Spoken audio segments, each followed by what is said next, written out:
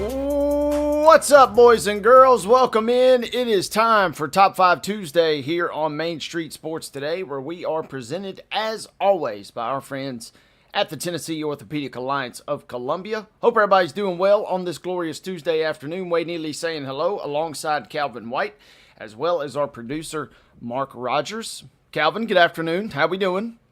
Good afternoon. I'm doing good.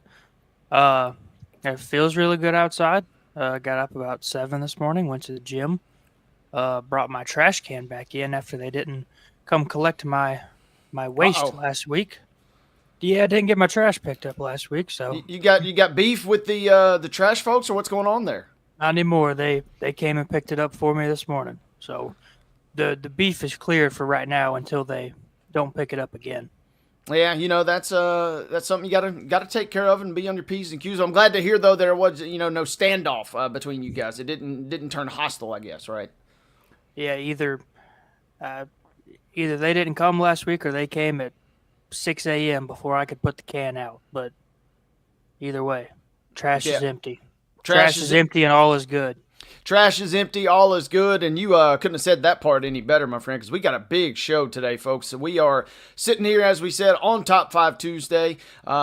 Give you a little walkthrough of what we can expect here over the next little bit. We'll start in that second hour. As always, we're joined at the top of the 3 o'clock hour on Tuesdays by our good friend, the Blue Raider voice, the TSSAA Hall of Famer. He is Chip Walters. He'll give us an update on all things MTSU related as we kick off the 3 o'clock hour. Moving further into that second hour, we'll get into the grab bag. Calvin, we got a lot of stuff to choose from in the grab bag. Always can go preps to pros. Probably will go preps to pros in this one.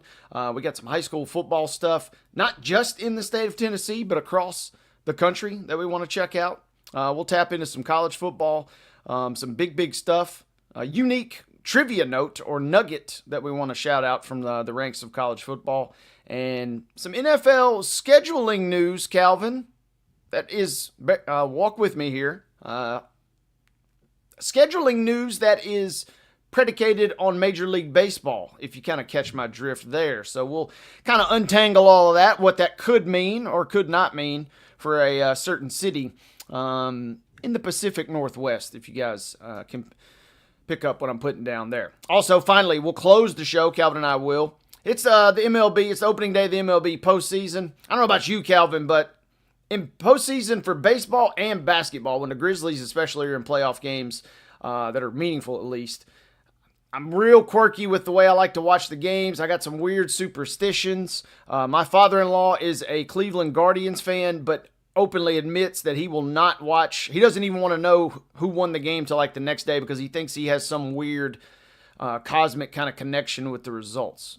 And, who are we to argue? We all got our quirks and our superstitions. So Calvin and I will debate our top 5 sports fandom superstitions coming up at the end of that second hour. Walking it backwards, we will talk a little bit MLB. As you guys are well aware, the postseason is underway. We'll have a This Day in Braves history nugget for you. We'll also, maybe Calvin and I will offer some thoughts on who we can forecast. Mo and I dipped our toes into the water a little bit yesterday, but we'll get Calvin's thoughts on the bracket as well. Finally, coming up here in our next segment, always a good time to catch up with our good friend Kevin Ingram. King Ram here on the program today, the voice of Vanderbilt Radio. Calvin, not sure if you're aware of this, but big game for Vanderbilt coming up on Saturday.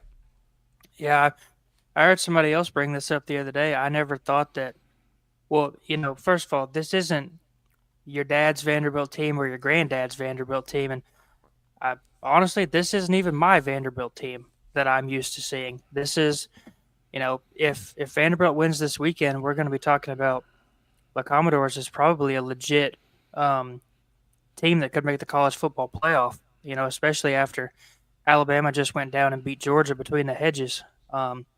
So, if we see a Vanderbilt win on Saturday, we're going to be talking about potential college football playoff and potential Diego Pavia Heisman race potentially. Absolutely. Calvin, and it kind of makes me think, heard this parallel on Pardon My Take last week where they talked about the concept of a gateway game. This is kind of a gateway game for Vanderbilt, right? If they win this game, now you can legit probably start to think and dare to dream and wonder about being in the mix for the college football playoff. This win gets you in that conversation. And it would take, probably some pretty significant events to take you out of that conversation if you can win this one. So we'll talk with Kevin Ingram about all things Vanderbilt coming up in just a matter of moments. We'll also have our top story presented by the fine folks at Piggly Wiggly over at Neely's Mill in Columbia coming up in just a matter of moments. But Calvin, that's kind of what we got laid out here for the next couple. Should be a fun show here on this afternoon. It is nice outside. It's a little maybe too warm. We did, some of the fall top activities in a recent top 5. The fall weather's not really here, but I don't know. I kind of don't necessarily mind the fact that it's not freezing as well, because it feels like we get shortchanged on the fall weather here in Tennessee. Yeah, I don't mind it not being cold, but I also don't mind it not being 95, 100 degrees every day either. We are getting to the point in the year where it gets darker sooner, which is that's never fun. It's starting to get dark at 6:30, 7 o'clock now. That's never fun, but at least we haven't got to the part of the year where we get darkness at 6 p.m. and it's 35 degrees. Absolutely. That is by far the worst. I don't even necessarily mind until it gets freezing. I don't necessarily mind even the colder or cooler temperatures, but when it gets dark at 4 o'clock, we got big problems. I'm not a big fan of that. So I digress. That's enough weather talk between me and Calvin. But we will keep this train rolling right along, folks. It's time to kick it off in style. It's time to give you yesterday's results. It's time to bring you today's schedule on a little thing we like to call the rundown. This is the Rundown. And we do begin our rundown with those Monday night results. We go to volleyball action across TSSAA as BGA blanks Columbia Academy 3-0. Battle Creek picking up a straight set victory over Moore County. Culleoka doing the same versus Marshall County. And then Eagleville blanked Lincoln County last night 3-0. Franklin Road Academy with a 3-zip win over St. Cecilia Academy. Middle Tennessee Christian defeating Grace Christian Franklin 3-0. A lot of shutouts last night, but Murfreesboro Central Magnet did let a set slip away, but they rallied to win 3-1 over Smyrna. It was the same score, 3-1 Independence topping Oakland. Providence Christian with a 3-0 win versus Franklin Christian. Wilson Central took care of Riverdale last night 3-1. Siegel picking up a 3-0 win versus Stewart's Creek. It was Loretto 3, Spring Hill 2. That sounds like one of the great matches of yesterday. Also, Franklin Classical with a similar score defeating Zion Christian in 5 sets. So, a lot of blowouts, but also we close with 2 nice ones as Loretto and Franklin Classical got those 3-2 victories. Girls soccer action from last night. BGA with a 9-0 win over St. Cecilia Academy. Brentwood Academy with a 1-0 victory over Pope John Paul II. It was Davidson Academy 6, Christian Community 2. Giles County with a 3-1 victory over Zion Christian. Hillsboro and Good Pasture. This sounds like a fun one. 4-3 was your final, Hillsboro winning in that one. Big rivalry showdown last night in Cheatham County as the Ashland City-based Cheatham County Cubs defeat Harpeth 4-1. It was Laverne 2, Smyrna 1. Springfield with a 7-1 victory versus Hunters Lane. And Hume Fogg 2-0 over White House Heritage. More on these games in a moment, but NFL scoreboard from last night. It was the Dolphins defeating the Jets 27-21. It was the Broncos topping the Bengals 28-3. Calvin, the schedule is yours. Tonight's high school volleyball schedule is as follows. Smyrna is at Riverdale at 2 p.m. A little in-school matchup. Providence Christian is at Franklin Road Academy at 4:30. Spring Hill is at Battle Creek. Watertown is at Stone Memorial. Those games are at 5 p.m. Blackman is at Wilson Central at 5:30. BGA is hosting Middle Tennessee Christian at 5:45. Franklin County is at Columbia. Hendersonville at Gallatin. Murfreesboro Central Magnet at Giles County. Mount Pleasant is at Hampshire. Loretto hosting Lewis County. Rockvale hosting Stewart's Creek. Eagleville travels to Smith County. All of those games are at 6 p.m. We don't have a time for this final one, but Siegel is at Cookeville. Moving over to girls soccer. Cane Ridge is at Glencliff at 4 p.m. Grace Christian out of Franklin is at Columbia Academy. Kip Global is Kip Nashville is at Ezel Harding at 5 p.m. Franklin Christian is at Franklin Road Academy. Hillsboro hosting John Overton out of Nashville. Lead Academy hosting Republic at 5 p.m. Lawson is at McGavick. White House at Springfield. Hunters Lane at Antioch. Friendship Christian is at Middle Tennessee Christian at 5:30. Ensworth hosting Father Ryan. University School of Nashville is at Hume Fogg. Clarksville Northwest is at Kenwood. Liberty Creek hosting Macon County. Lipscomb Academy hosting Centennial. East Robertson is at McEwen. Sycamore travels to Montgomery Central. Oakland hosting Brentwood. Kip Antioch Global is at Rossview. Stone Memorial is at Watertown. We got White House Heritage is hosting Greenbrier at 6 p.m. And Green Hill is at Gallatin also at 6 p.m. Wade, you want to close us out?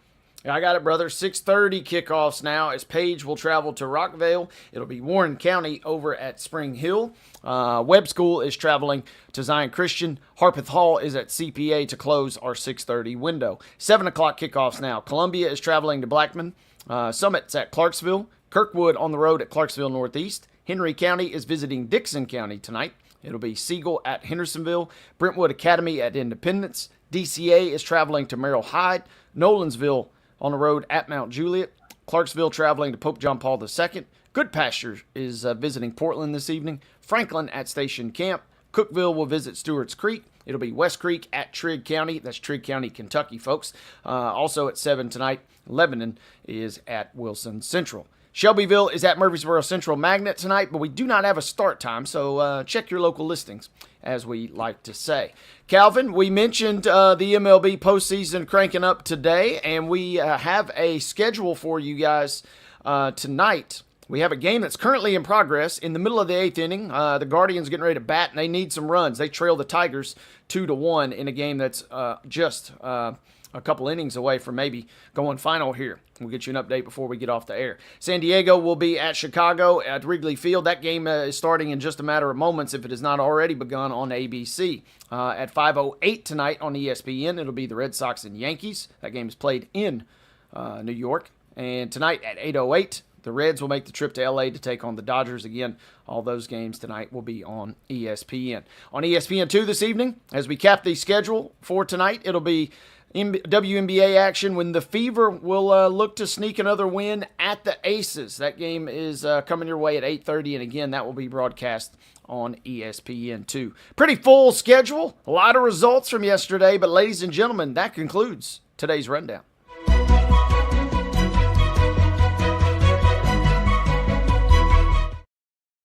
Your top story, folks, is brought to you, as always, by our friends over at Piggly Wiggly at Neely's Mill in Columbia. Be sure and check them out where they are open from 11 a.m. until 6 p.m. And they have your delicious daily deli lunch options. I always got to be careful when I rattle that one off, Calvin. They have your delicious daily deli lunch options, and they also offer hand-cut meats where everything is cost plus 10% at the cash register. Once again, Piggly Wiggly, Neely's Mill in Columbia, presenting you our top story. Calvin, I was kind of afraid of this a little bit. On one hand, it's nice that we got not one but two Monday Night Football games. But unless you're a fan of the Dolphins or unless you're a fan of the Broncos, not a whole lot to really maybe get excited about. As we told you guys in the rundown, the Dolphins defeating the Jets 27-21, and the Broncos started slow but then really poured it on against the hapless-looking Bengals squad last night, 28-3. Calvin, any thoughts coming out of your viewings, if you will, or takeaways from Monday Night Football last night with the doubleheader? Especially with no Joe Burrow. I don't think we could have had a worse combination of four teams playing Monday Night Football. I mean, without Joe Burrow, the best team out of those four was the 1-2, now 2-2 Denver Broncos. And you know, the Dolphins and the Jets are kind of in that same boat. Well, the Dolphins aren't, you know, in the boat as much, but you know, the Jets are right along there with the Titans as being, you know, they are the top of the bottom of the NFL. They're competing for, you know, who's trying to be the worst team in the league. And we kind of saw that with a blowout Dolphins victory. And I would also estimate that these type of results are going to happen to the Bengals a lot this year without Joe Burrow. Yeah, main thing that I took away, I saw a social post last night that said, you know, obviously this won't happen, but you start to scratch your head and you kind of chuckle. Is Joe Burrow the MVP? Could he become the first ever MVP of the league without really ever playing a game? Because his absence is obviously apparent. And yes, the Broncos, as Titans fans know, have an elite defense. Reigning Defensive Player of the Year candidates kind of littered across the field there for the Broncos, and they took their shots early and often against Jake Browning, who, did come in relief of Burrow a couple weeks ago. He led that magical late drive to knock off Jacksonville. Jacksonville's only loss, by the way, on the season. But last night he was pretty awful. 14 to 25 passing, just 125 yards. They didn't get anything going on the ground with Chase Brown. He was limited to just 40 yards. And yes, Calvin, I'm conflicted on this because the Bengals did look awful.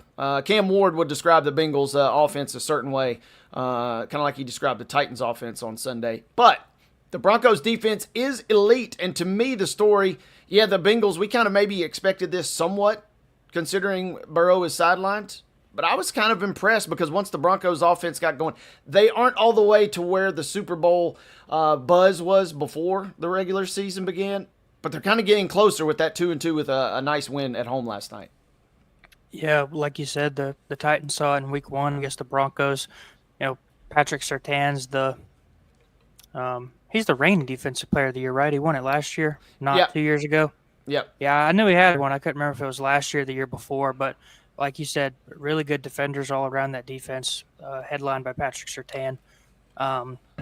It's Denver looks like a team that if they're able to just kind of squeak by and score enough points on a week-to-week basis, they might end up with a pretty good record. Yeah, it was a big win for the Broncos last night again. As I got Nick Bonito, too, who's chasing Von Miller for their franchise sack record. He only needs like 1.5 sacks to get that. So he's a guy that maybe could have been on the Defensive Player of the Year award, but he was one-upped by one of his teammates. That tells you kind of the unit that we're talking there. Meanwhile, it was a little closer in terms of your final score. Calvin and I was at I don't know if you're a trivia guy, but we've kind of gotten in a rhythm here where we do trivia on Monday nights at a local establishment here. And the setup was perfect. 2 giant screens, outdoor patio. It was great. The trivia was fantastic. The only problem is it's kind of hard to keep up with everything. And I could tell just by the body language, the Jets were not playing particularly well. Justin Fields, did okay. But at times, you're kind of still wondering and scratching your head where's the real rhythm with him offensively. So it ends 27-21. The Dolphins win. After playing well in Buffalo the week prior, they look a little better, a little improved, and then bam, the football gods strike them down in a big way. A horrific injury to Tyreek Hill, sounding very much ACL-ish, sounding very much knee-ish, and also, if nothing else, sounding very much like his season is done. Yeah, he's been one of the best receivers in the league over the last decade. Obviously he played with Patrick Mahomes for most of that time, but even ever since he's been in Miami, his first 2 years in Miami, he caught for over 1,700 yards. Almost had 1,000 last year, but even he's consistently one of the best receivers in the league, and Tua not having that weapon is just going to hurt the Dolphins even more. Yeah, it was, it was frustrating in some ways if you're a Dolphins fan because just when you kind of get back to good, when you get that first win, after what we saw in Buffalo, you're thinking, okay, we're trending in the right direction. Now all of a sudden you're faced with an elite talent. They still got Waddle. We saw the return of Darren Waller. That was one of the cool storylines of last night, though. 708 days had transpired since Darren Waller had last caught a touchdown in the NFL, but he puts the Dolphins on the board in that game last night. Cool moment there, but you kind of got to feel a little discouraged by the Tyreek Hill news that we saw last night. So, again, breakdown there from your 2 MNF games. Again, the Dolphins picking up a win 27-21 and the Broncos walloping the Bengals 28-3. Calvin and I are going to take a quick time out. When we come back, we'll tap in to a combo with one of our good friends. The King Ram is in the green room, folks, so buckle up. Kevin Ingram will talk all things Vanderbilt with us when we come back after this here on Main Street Sports Today.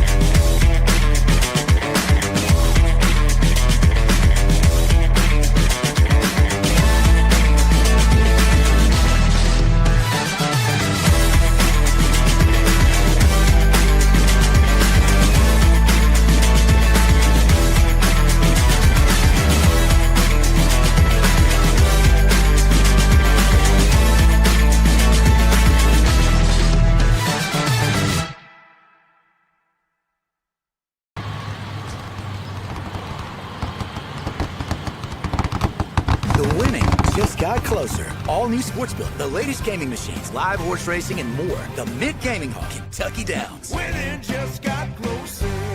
Deep in a forest at Nashville Zoo, new creatures here for you to view. Phantoms graced in black and white swing high in trees of dappled light. In rocky crags, tall and steep, small antelopes with nimble feet. A wise old man with beard of white, a sentry perched on stony height. Amidst it all, a hunter lies, with coat of gold and steely eyes. A new adventure just for you. Leopard Forest at Nashville Zoo. Open now. Busy bee, yeah, busy bee. If you need Hold on, y'all, hold on. I need to make a call.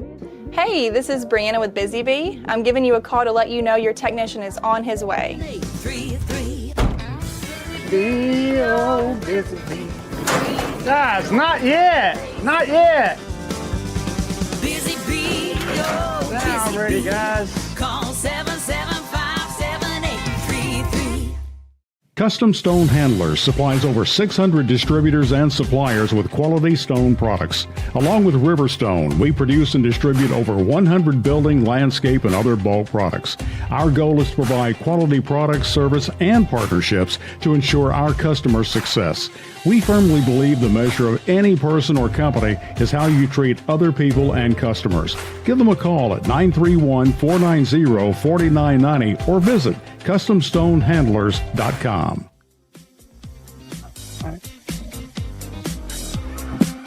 StreamYard.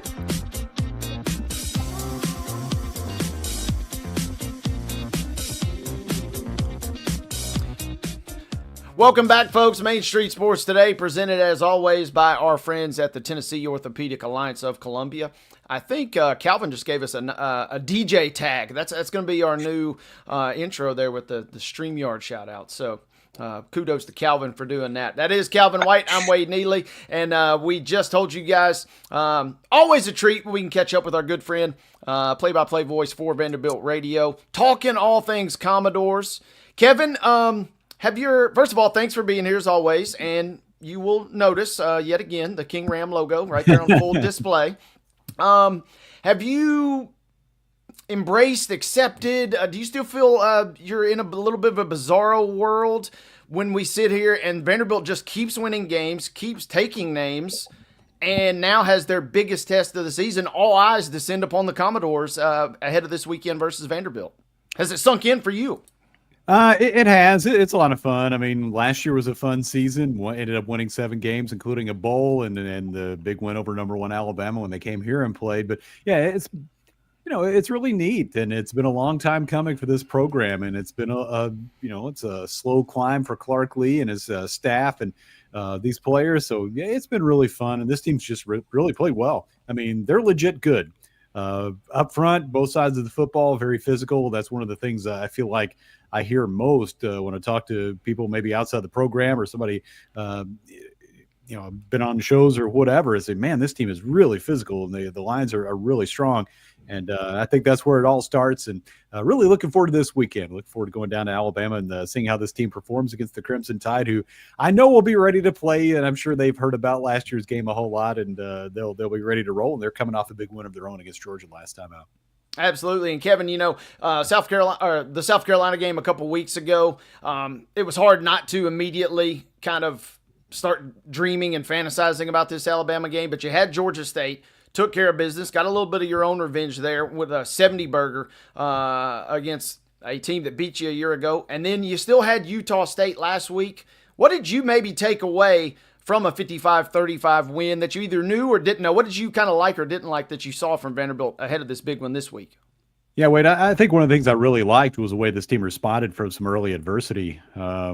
Didn't really get off to the best start, and some penalties that were costly, and Utah State scored a time or two in the first half. But then the middle 2 quarters have been where Vanderbilt has really owned games so far this season. Outscored them 41-7 over his stretch from the middle of the second quarter through about the end of the third quarter, and took control of the game during that time. Scored 24 points in the second period and then put up 17 unanswered in the third quarter. And that's one of the things I really like most about this team is how third quarter against the best competition they've played through these first 5 games, they've been able to come out and really put the game away. And that's what they did against Utah State. It wasn't always pretty. I think the coaches would have liked to maybe seen a little bit cleaner fourth quarter, but at the same time, you had some of your backups and reserves, guys on down the depth chart getting some playing time. So I think there was a lot to like about that win, especially Diego Pavia. He threw for 5 touchdowns and rushed for 1 more. He was just deadly accurate throughout a whole lot of the first half and the second half when he was in there. So there's a lot to like, and I thought that was a nice way to finish up non-conference play. And you look at 5 games with at least 30 points on the board, and that hasn't been done for this program since 1915. So it's been a while.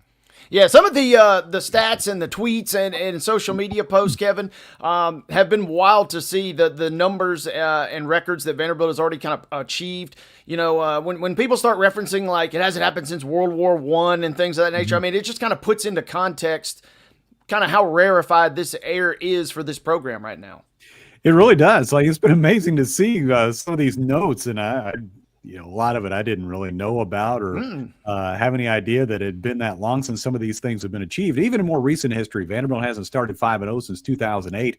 And like that stat of scoring 30 or more points, it hasn't happened in over 100 years, or to score 50 points in back-to-back games. Same thing. I think it goes back to 1915 as well. And it's been a long time for some of this stuff, and it's been a long time since game day was part of a Vanderbilt game. That was 2008 also, when Auburn played at our place. So hopefully a similar result to that day. That was a lot of fun. Vanderbilt ended up defeating Auburn that night. But yeah, there's been some interesting historical context to what this team's done so far. But the bottom line is they've played well and they've won all 5 games. Kevin, before last year, there was, a long stretch of Vanderbilt years where it felt like if they got down early, they were pretty much done. There wasn't a whole lot of faith, in Vandy coming back and at least being competitive in games. But, 2 times this year, Virginia Tech and Utah State last week, down early to Virginia Tech, and it was a close game early with Utah State. But what is it about this Vanderbilt team that, even if they're down or they're in a close game early, what is it about this Vanderbilt team that they can just flip the switch at any moment and turn it on and run away with the game? Yeah, Kevin, I think a lot of it goes back to Diego Pavia and his leadership. I mean, that guy, he's one of those dudes, like, you're never really out of a game when he's back there at quarterback. But I think having older players who've been around, they've been through a lot of stuff, I think that really helps too. I was talking about those Lions. I mean, you got some really veteran players up front. You've got some good leaders on this team. Jordan White, the Vanderbilt center, was just added to the group of captains in the last week. And I think even before that was made official, he had basically been a captain for this team among that leadership group. So, yeah, I think it just goes back to having guys who played a lot of football and understand that these games are long games. I always say a football game at times is almost like 4 games in one. Each quarter is almost its own game. And we've seen that some from Vanderbilt where they've had a rough start. I mean, yeah, you talk about Virginia Tech or South Carolina in those games, but then they got it back on the rails. And in all these games, by the second quarter or by halftime, things are going back in a positive direction. And I think that's something Clark Lee really likes about this team. And it's funny, I actually asked Langston Patterson, Vanderbilt's linebacker, about that earlier today as part of a conversation we'll have in our pregame. And he said, the intensity in the second half, I mean, there's no question that the speed from the first half to the second half ramps up. And he said, we've been able to, have answers when teams have made something happen and created some adversity, but also we've been able to kind of match that ramping up of intensity as the game's gotten a little deeper. And I think the depth of this team has served it well too. That's how you win close games. That's how whether you get off to a good start or you don't, you get deep in the game. And if you have quality depth, that can serve you well. And, we're going to talk about the game itself here in a little bit, but I want to talk about Diego Pavia for a second because, ever since last week's games ended, I've seen people talking about just, obviously we knew it, but just how valuable Diego Pavia is to this team and how they were talking about if some of the other quarterbacks in college football were Vandy's quarterback, how they don't think Vandy would be in the same position. If Vanderbilt goes to Alabama and wins on Saturday, regardless of statistics, do you think we could potentially see Diego Pavia kind of emerge as a front runner for the Heisman? I think he's definitely going to be in the conversation for the Heisman. And I think he already is. I mean, I see some of those rankings and things where they say, hey, these are the top 5. Sorry. top 5 guys that we're looking at for the Heisman Trophy. There's a lot of football to be played. We've still got 7 games to go here. And the thing is, like, he hasn't really piled up monster stats because he hasn't really played all of one game. All 5 games have been in a situation where when they got to the fourth quarter, the game was basically over. And Diego was over on the sideline, watching his teammates take snaps. I really think if he stays healthy, he'll be in the conversation, I believe, all the way to the end of the season in terms of the Heisman. And for our coaches show last night, we asked Coach Lee, what he thought about that. Excuse me. What he would think about Diego maybe going to New York and being part of the ceremony for the Heisman. He said, man, that would be terrific. I'd love that if we can, somehow see that happen. But I think the bottom line for this team is, whether it's individual awards or whatever, it's just about winning football games. And if this team wins a lot of games, Diego's going to be in the conversation for the Heisman Trophy. He certainly played well, and he certainly, if nothing else, Kevin, it feels like the Heisman some years. Stats don't necessarily matter as much as the big game moments, obviously that Heisman moment, and then also kind of, I hate to use the term swag, but kind of, just by having a marketable presence, you might get chosen at least for an invite over a different candidate. So he's got all that going for him. Yes, he does. He definitely has the swagger going forward, doesn't he? So absolutely, and he will have that potential Heisman moment available to him this weekend. What are your initial thoughts on the 2025? We know, obviously, how last year's game went, a stunning result there. What were your initial thoughts as you kind of start prepping for this game in terms of matchups? How does Vanderbilt maybe approach this one to try and win it in your mind? Yeah, I think, obviously up front, that's always going to be a key. I thought Ty Simpson was really impressive in that first half, the Alabama quarterback. First half against Georgia last week, he was deadly accurate. He was making some great throws and fitting it through some tight windows. They have terrific receivers. They have good running backs. Alabama kind of felt like Alabama was back a little bit after winning that game at Georgia the other night. And, they hung on a bit in the second half and did what they had to do to win the game. But, yeah, I think it's going to be an interesting matchup of quarterbacks for one thing. And, it's neat to see Ty Simpson and him be on this stage too, because I've used to do a lot of games in the OVC, and we go play at UT Martin a lot. And, his dad, Jason Simpson, has been the head coach at UT Martin for a long time, and he's a terrific coach. And I can remember seeing Ty when he was a kid. He'd be on the sideline with his dad. And then as he got a little bit older and got in high school, you started to hear a little bit of hype about it. It's like, hey, this guy, he has a chance to really go somewhere big time. He's an excellent quarterback. And he ends up at Alabama, and now he's having this success. So, yeah, I think that's going to be a big challenge as part of this matchup. How can Vanderbilt run the ball? I mean, that's always such a key for Vanderbilt. Running the ball and run defense. Vanderbilt's run defense against Utah State was excellent. As far as running the football, the Commodores have had sort of a combination of guys that have carried the load. Cedric Alexander is the main running back, but you got a lot of talent back there, a lot of guys with different skills and some excellent speed. So can Vanderbilt run the ball, and can Diego continue to be as accurate as he has been? His completion percentage is in the 70s, which is ridiculous. If he can continue to play anywhere close to that and really get into the rhythm that we saw this past week against Utah State, we've seen in some of the other games, I think Vanderbilt has a great chance to go to Alabama and get it done.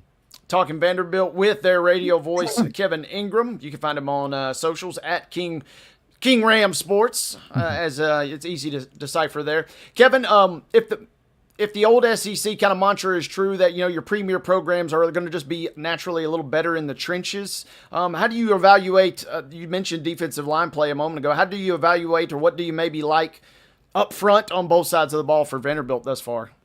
Yeah, I think we talked about some on the offensive line. Jordan White leading the way at center at those spots. You got veteran guys there that played a lot of football. Over on the defensive line, I think the rotation of players and having that depth has been one of the things that's made that group so good. And they've been without one of their key guys, Inisa Wataha. He's been injured and out for a few weeks. One of the guys I really like coming off the edge is Miles Capers. And if you look at the stats and check out the numbers, it might not jump off the page, but if you watch the games and look at who really is influencing things, Miles is making a big impact. He can really put pressure on the quarterback. He's really fast. He's long and get his arms up on a pass and knock it down, or get home and get the sack, or at least put pressure on the quarterback. He's been terrific. I just love Vanderbilt's front seven. It just feels like this group like I say, really good depth on the defensive front. Linus Zunk had a couple sacks last week. And then the linebacker core, I think, and I thought this going into the season after watching camp and just looking who all they had, I felt like the linebacker group had a chance to really be a strength of this team, and that's definitely been the case. I mentioned Langston Patterson earlier. He's kind of the older guy on this team, has been through a lot.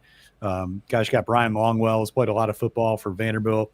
You've got Nick Rinaldi, who's just a terrific, solid veteran player. And, you can talk about a few more guys they have there. I just really like that group. Brandon Fontenette's a really versatile guy. But, yeah, I think up front, on both sides of the football, they're really strong. I think, in watching a lot of SEC football over the years, you have to have a good rotation of defensive linemen to have a chance to be successful in the Southeastern Conference. And Vanderbilt really has that. They have good depth in that front seven. As I said, is deep and really physical. And I think that could be a big key in this game on Saturday. One other one I wanted to ask, Kevin, as we've gone through the season and played some challenging games in Vatech, and obviously played a good one versus South Carolina, but you had some teams that you could maybe hold back per se. But where I'm going with this is there still some stuff in the playbook that you think I won't be shocked if we see it on Saturday, like, as if we've been kind of waiting for maybe a big moment just to maybe kind of spring it against a team like Alabama when you need it most? Yeah, I mean, I'm sure there's some stuff that they've held back a little bit. And to me, one of the keys for the offense has been the play calling of Tim Beck. Yeah. I mean, he has been excellent. And even early in those games, like at Virginia Tech or South Carolina, when maybe something got blown up or didn't work early on, quick adjustments on the fly, and all of a sudden your offense is on the go. He's done a masterful job of calling plays, mixing it up, and giving teams different looks. I'm sure there's stuff in the bag that they haven't rolled out yet, but in games like Virginia Tech and South Carolina, I mean, you're playing good teams where you need to give them your full arsenal. But, it'll be interesting to see, maybe give you some different wrinkles or something like that on Saturday against Alabama.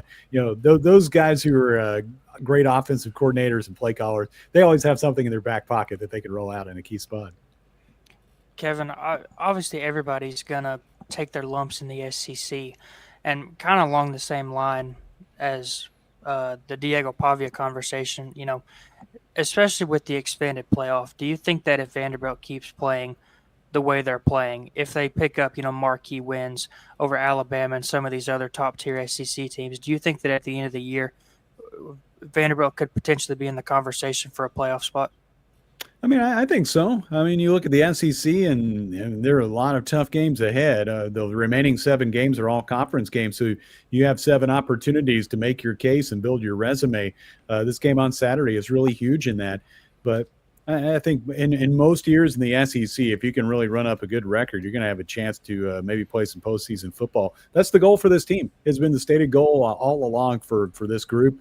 They talked last year about, hey, we took a step forward, got to a bowl game, won a bowl game, but now we want to do even more. We want to play football in January, and that has been the goal for this group since day one. So, yeah, I think like anybody in the SEC, if you have a big year and, man, you get the 9 or 10 wins, I think you have a great opportunity. And I feel like for this particular Vanderbilt team, they have a chance in every game. Regardless of who's on the schedule or where the game's played, I think this team's good enough to go in and compete with anybody and have an opportunity to win. Kevin, before we get you out of here, this might be better saved for a further combo, but big picture-wise, I always am fascinated by the status of Vanderbilt, and this has been such a fun run this last year and a half. We don't want to blow one game out of proportion, but if you get into that college football playoff talk, long-term, is already discussions, what this could maybe do or continue to do for the status of Vanderbilt football or even our athletic department as a whole? Yeah, I think so. I mean, I think there's a lot of optimism around our athletic department right now, and not just football. I mean, football on the rise. I mean, volleyball. Yeah, you got a new volleyball program that's just getting off the ground. A lot of our programs that you might not hear as much about have been really good. Our soccer program got to the Sweet 16 last year. Our golf teams are pretty much always nationally ranked and really good. I'm excited about basketball coming up. We'll be playing hoops here in a little over a month. Both teams made it to the NCAA tournament last year. Mark Byington did a great job in his first season. Has reloaded. You got basically 3 guys back from that team, but you got a whole bunch of new faces, but a bunch of guys who played quite a bit of college basketball at a really high level. So I'm excited to see how they perform. And Shea Ralph's done a great job with the women's team. You have a bona fide superstar, Michaela Blakes, who's one of the best players in the country and was National Freshman of the Year last year. So we'll see what she can do for an encore. But yeah, I think there's a lot of excitement and a lot of momentum around Vanderbilt right now. And it all starts at the top with our athletics director, Candace Lee. She's done a great job of putting the right people in the right places and raised a lot of money and built new facilities that are great. The football stadium is pretty much done.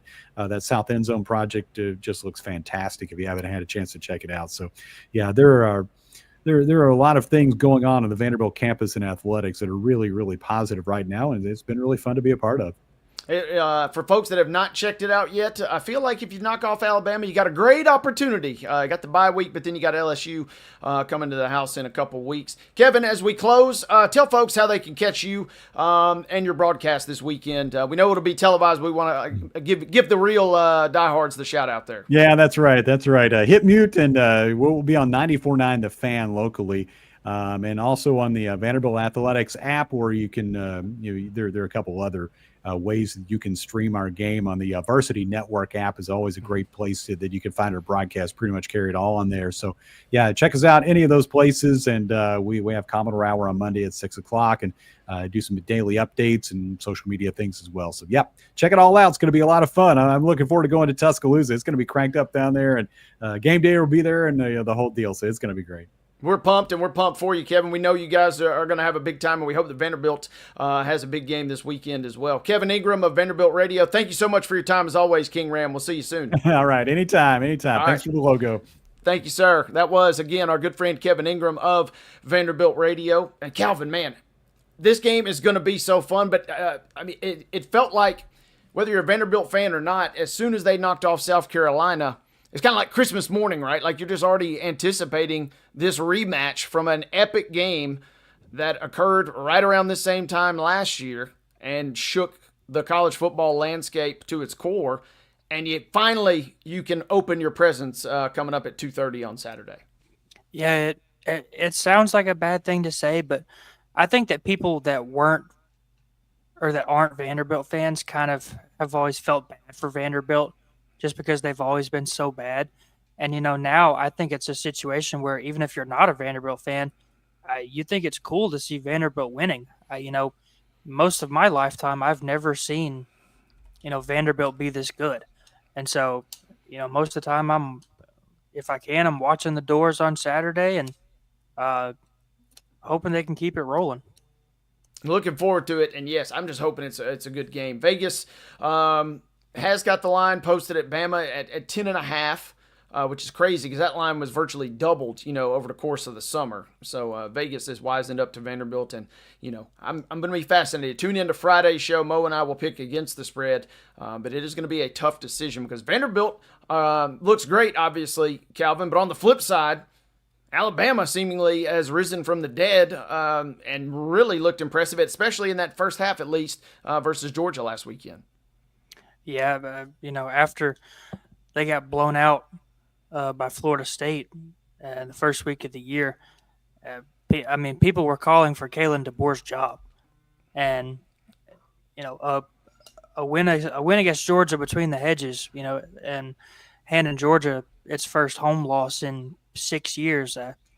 I never thought I'd say that Alabama has been revived, but like you said, it seems like Alabama's kind of come back from the dead a little bit. And I think the line's like 13.5 in favor of Alabama this Saturday, hoping it's a... it depends on kind of where you're shopping. The one I'm looking at right now has 10.5. So if you don't like that number, look elsewhere. Maybe you can find that 13.5. I know it's posted higher somewhere else. You're right. Yeah, so especially with game day, hoping that's a good game from start to finish.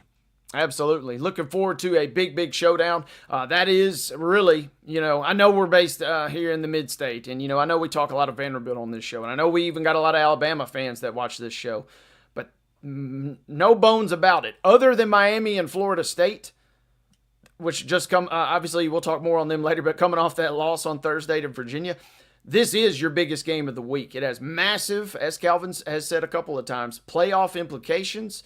It's got massive Heisman implications for both Simpson and Pavia.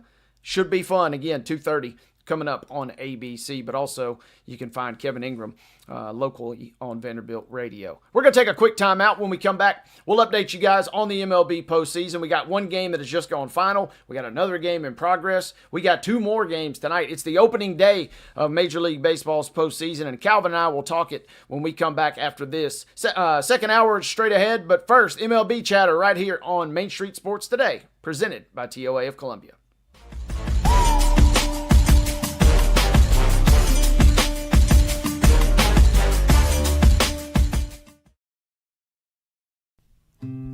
Columbia Power and Water Systems is dedicated to bringing our customers reliable, local service.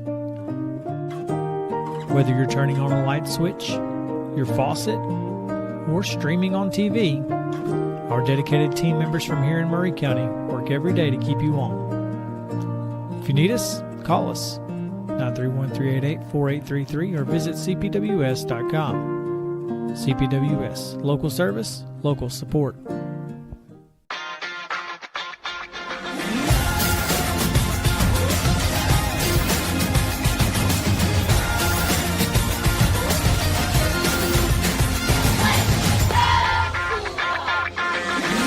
Zion Christian Academy at zioneagles.org or 931-388-7531. You can schedule your appointment to visit their beautiful campus. Again, zioneagles.org or 931-7531 to schedule your visit today.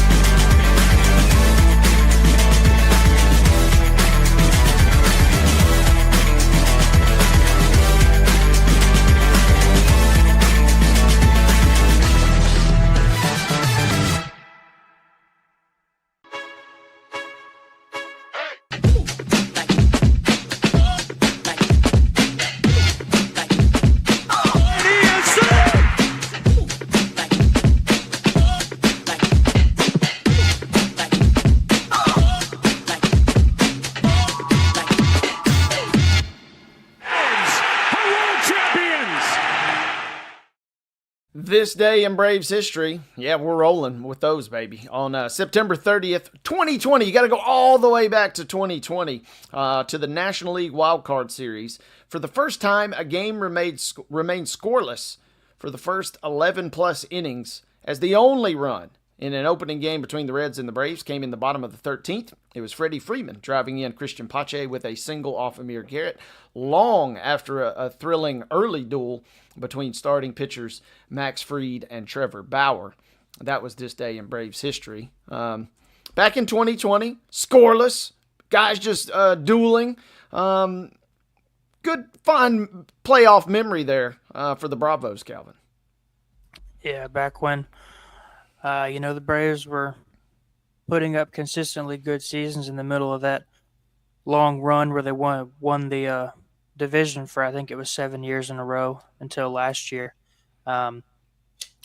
Obviously still brings a tear to my eye a little bit when I see a Freddie Freeman big Braves moment brought up, but now we're rolling Matty O, but Freddie Freeman's going to be a Hall of Famer one day, and hopefully when he goes in, he'll have an A on the cap.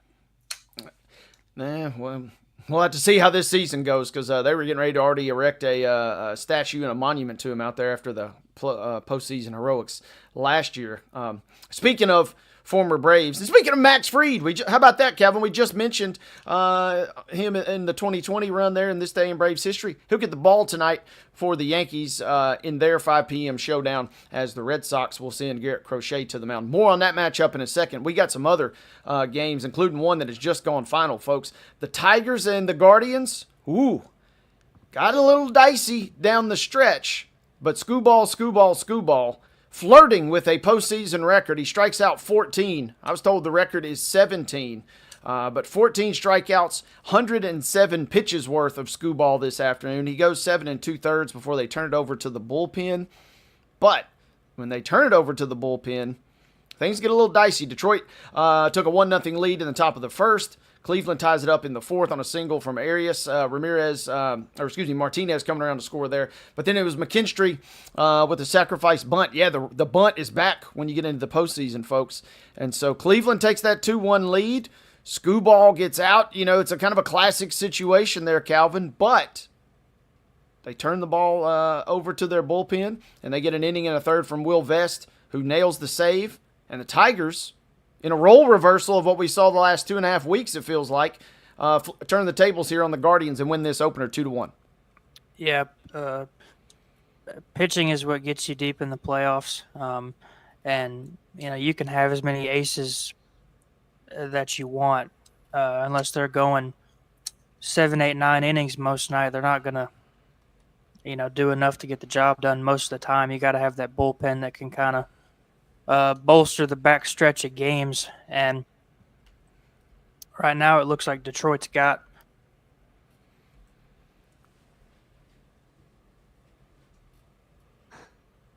Can you hear me? Yeah, I got you there. I can't hear you. I lost Calvin there, or he lost me somehow. Producer Mark is feverishly trying to restore us here. I can hear everyone. So we're going to take Calvin down real quick, and we'll bring him back in.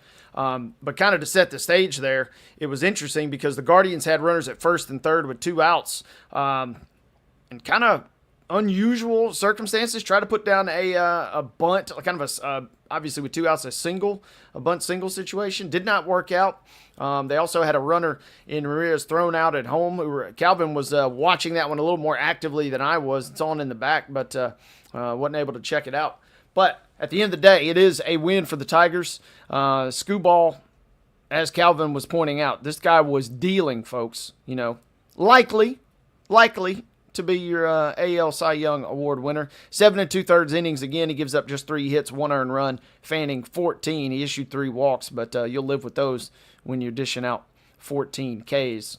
And again, the Guardians, who came in on such a roll, now all of a sudden, pressure instantly mounts. Kind of like Mo and I discussed on yesterday's show, folks, with the Ryder Cup.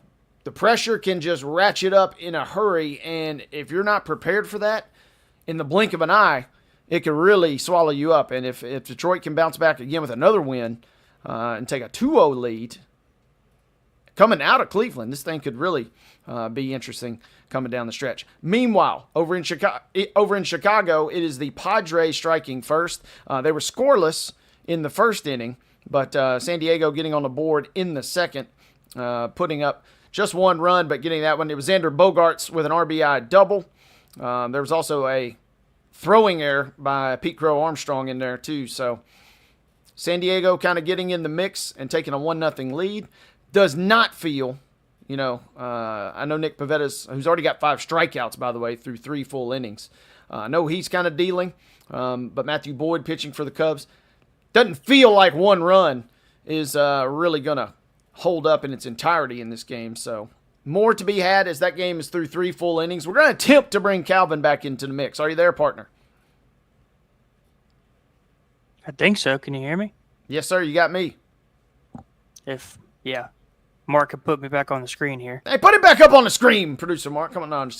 We love Mark making the magic happen, and we had Calvin lost for a minute. Calvin, you were kind of offering up a point there on Skubal and the ace factor that kind of comes into play when you get into the postseason.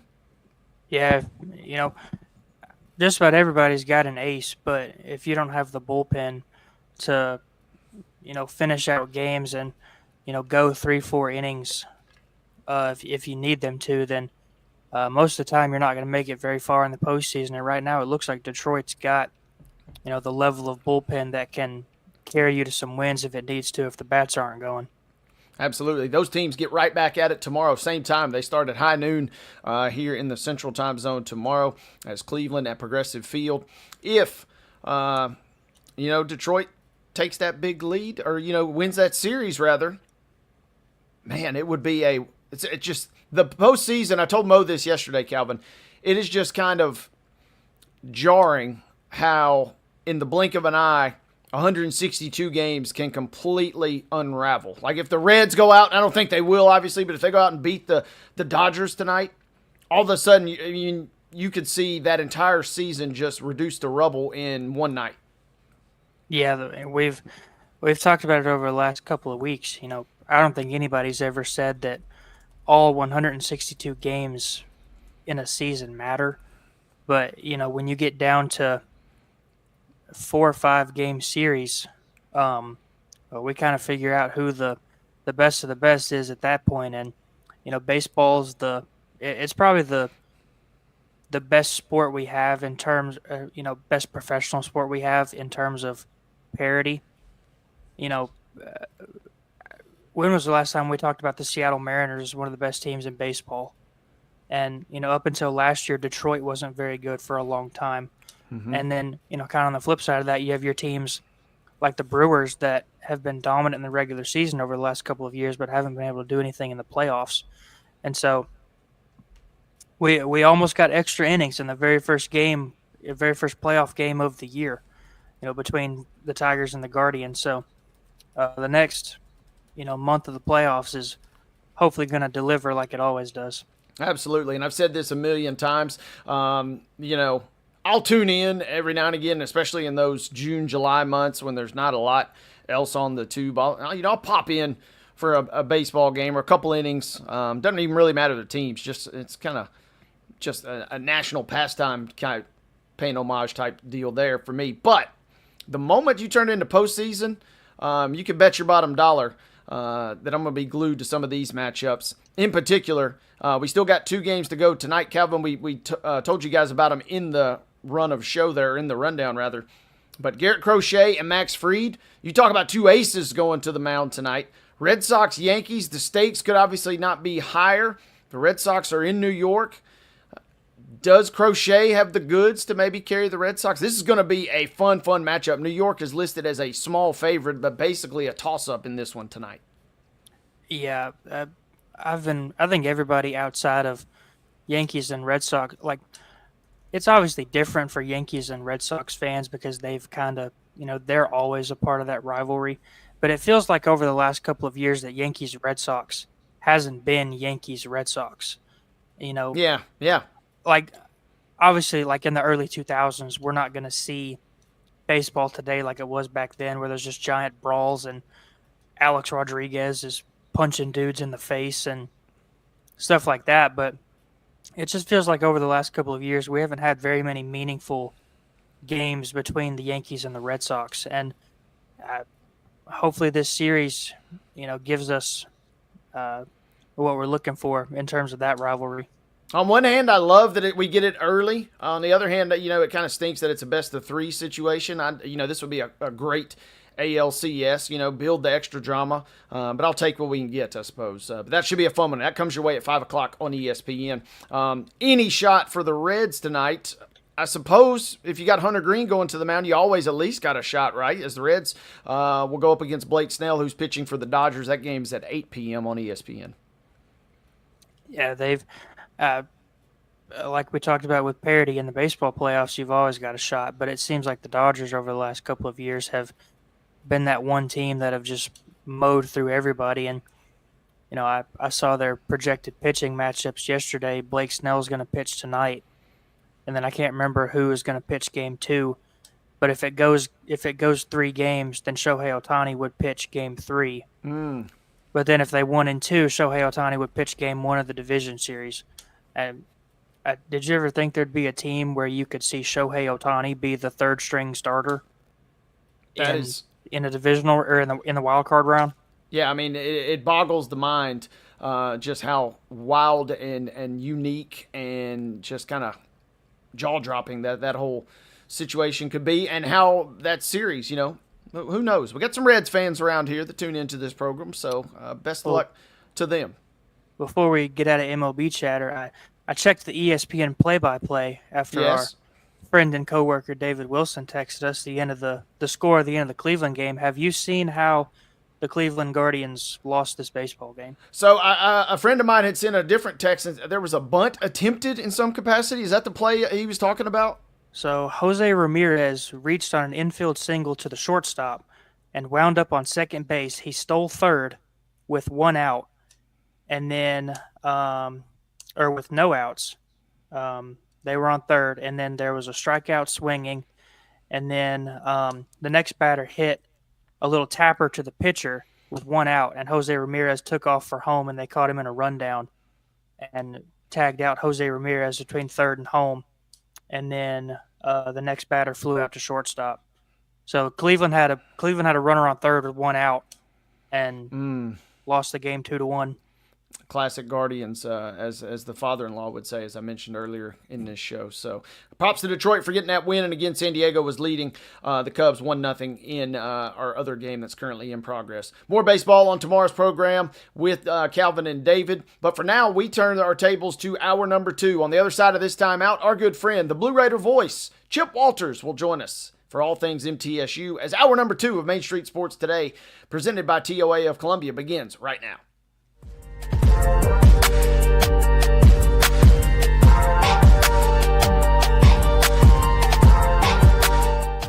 Jones & Lang Sporting Goods here in Columbia has been outfitting teams, officials, and anybody else from T-ball to college for 50 plus years. Be sure and check them out at 931-388-8060 or online at jonesandlang.com. Jones & Lang Sporting Goods, the look of a winner. Zion Christian Academy at zioneagles.org or 931-388-7531. You can schedule your appointment to visit their beautiful campus. Again, zioneagles.org or 931-7531 to schedule your visit today.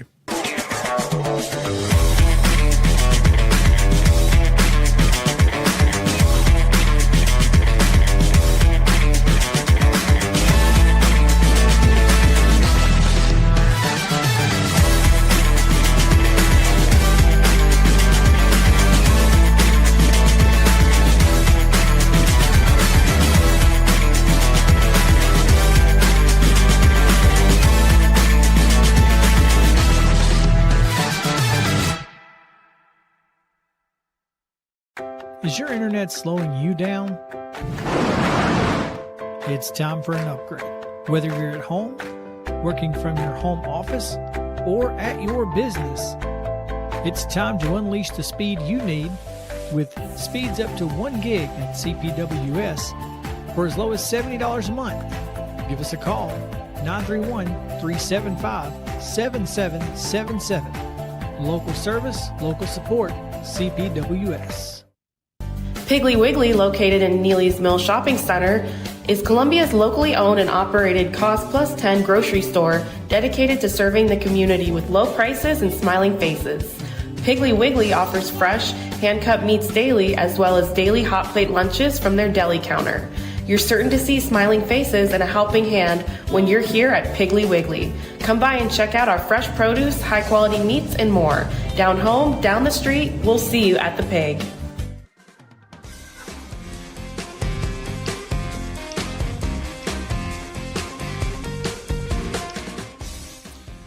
Hour number 2 of Main Street Sports Today, presented by our friends at the Tennessee Orthopedic Alliance of Columbia, is rolling right along. Top 5 Tuesday here, coming up at the end of this second hour. Calvin and I, in honor of the MLB postseason beginning, we'll break out the rally caps. We'll give you our top 5 sports fan superstitions, or rituals, I guess, if you will, in a sense. So stick around for that, again, coming up at the end of this second hour. But for now, we begin, as we do almost every Tuesday. It's time to talk all things Blue Raiders with our good friend Chip Walters, the MTSU Blue Raider voice. Chip, how we doing on this Tuesday? Enjoying a late Indian summer kind of day here in the borough. A little warm, but not all that uncomfortable today. The clouds help out a little bit, but just grinding into another week and transitioning into the midweek CUSA format with that we kind of transition into that with 3 games this week, and you'll start seeing a lot of Conference USA games during the month of October on the main channels of the ESPN platforms and CBS Sports Network, things like that. Yeah, and it doesn't really quite feel like football season until you can crank up the TV on a Tuesday or Wednesday and just, you find some teams there waiting on you, and sometimes it's our beloved Blue Raiders. Well, and this week, it's what's interesting is you had a full slate of games on Saturday, and then you come back, and this Thursday you've got a conference game, Sam Houston at New Mexico State. That's on CBS. Friday night, Western Kentucky at Delaware. That's on CBS.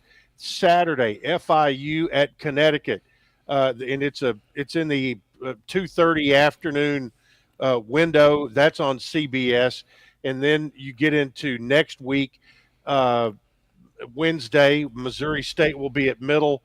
That'll be an ESPN2 game, same night. Liberty at UTEP, CBS, and it just kind of goes on and on. You've got the games are split up. You'll have no more than 2 games in any one night from now until November 8th. You'll have games typically on 3 or 4 days a week, and to maximize the television exposure. And let me tell you a couple of things. Number one is that I've been told that midweek Conference USA games garner about 3 times the television audience that a Saturday afternoon or Saturday evening game would draw with the number of TV sets, that simply because you can cut through the clutter, and right there it is. You know that on CBS on Wednesday and Thursday nights, you're going to have a game. On ESPNU or ESPN2, you're going to have games. So there's that. And also, I've been told from reliable sources that these games in the midweek are hugely popular with the man in the desert. So there's a lot of action on those games, and one of the things that it tells you, and since so much of it's legal now in sports betting, this year, and it was this past weekend for us, that we actually saw for the first time availability reports in football, so both Middle and Kennesaw had to post an availability report an hour prior to kickoff. So we actually didn't really necessarily have to guess on who was going to be out and all of that. But there's a lot of that again, that the sports betting world has helped drive some of that. I know you feel this way as well, Chip, but what you just said, as a play-by-play guy myself, that brings a tear to my eye. Exactly. Actually knowing who might actually play in the game is helpful from time to time. So it really is, and because most of the time I'm sitting there an hour prior to kick and texting Mark Owens, our athletic communication director, and who am I not going to see tonight? That kind of thing, and here you had the probables, and you had the ones that were definitely out, and the ones that were out didn't play. The ones that were probable or possible, I can't remember exactly how they listed them, but Hunter Tipton, tight end, for instance, he was one that I remember in particular that was listed as probable, and he played and played well. So, so there you go. That's one of the new things one of the new tools in the tool chest right there, the old availability report. Real quick, this is a deep cut too, and is it SEC type where they produce an initial and then you get a final, or no, just one. Okay. You get one an hour. They post it. It's posted on the Conference USA website an hour prior to kickoff. Okay. So. But something is better than nothing, and you're right. Sports betting probably is fueling a decent amount of that. But it's as much as we love college football, there's still kind of some old archaic traditions in some sense, and actually knowing who's going to play in said games is helpful. So, guys that did play Saturday, Chip, what can you tell us? Kennesaw jumped on the Blue Raiders early and ended up winning that game 24-16 as MTSU dropped its CUSA opener. I'll just kind of give you my take of what Yeah. what I saw. Number one, Kennesaw's quarterback physically looks like and plays like Cam Newton. And when you go back and you think about how fast Auburn played and that's what they do. Jerry Mack, the coach at Kennesaw, he's been on Josh Heupel's staff now for several years. Prior to that, he was offensive coordinator at Rice, but he obviously learned, he has picked up a lot of stuff while with Heupel, including that jet speed offense that they can play from time to time. And that's what they did. They came out, and it was a little bit of shock and awe. They scored 3 touchdowns in the third quarter. And you know what the average length of their touchdown drives was in time? 39 seconds. Oh my goodness. So quick strike capability. It was quick strike. And what they if they hit a big play, they even play faster on the next play and try to take a shot and then they hit one of those. But it's crazy. You go back and you look at the stat sheet from the game. Total offense, middle 460, Kennesaw 334. Passing yards, middle 305, Kennesaw 177. Rushing yards 155 to 157. First downs, middle 24, Kennesaw 17. Now here's the biggie. Time of possession, middle 39 minutes, Kennesaw 21 minutes. And a lot of times stats don't tell the story. Well, right there, what you see right there, just in what I just told you, does not tell the story of the game. You dig a little deeper into the stat sheet, and here's one we had at halftime, and you guys in particular will appreciate it. One of the stats that you always look at is yards per completion. That tells you what, are you having, big plays or whatever. At halftime, Middle's yards per completion was 1.1 yards per completion. Oof. Kennesaw State at the same time, 25.4 at halftime. And, and you think about it, your offense has its best day of the year, but you throw an interception at the goal line. You have 2 red zone possessions that come up empty, including the one with the interception. But, you gave up big plays. And again, you cut your penalties in half from last week. You go from 12 to 6. Yeah. But of your 6, 5 came in the first quarter. And when you were having, all kinds of difficulty, getting their offense corralled with your defense, then you had, you were having you had a couple of holding calls in there that were just drive killers. And so, that there was a whole lot to the story of how that game took place. So many good things. I mean, Nick Vattiato had a great game. You had your first 100-yard back to run for 100 since Flip Cradle ran for over 100 against Duke last year. You had, again, Vattiato had a big night. You had you also had a big night from Najee Cox. Yet again, he's becoming the guy. And Cam Lacey got involved. He had 76 yards on 8 receptions, got hot as a depot stove in the second half, and almost brought Middle back.